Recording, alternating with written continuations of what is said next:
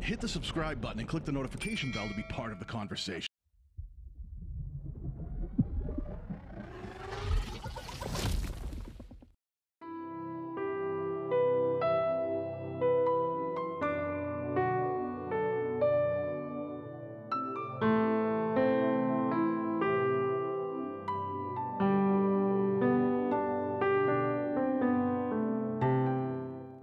Let's learn cyberpunk color grade in Camera Raw.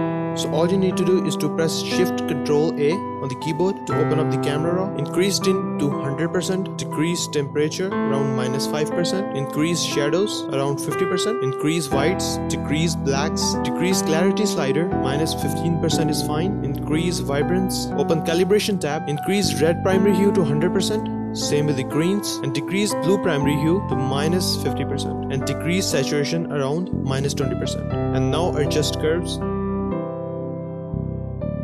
Open color grading tab, select shadows, choose cyan color, increase saturation around 50%, choose highlights, select the warm color like yellow, increase saturation once again to 50% and increase blending around 75%, and that's fine. So hit OK. So this is the before and this is the after.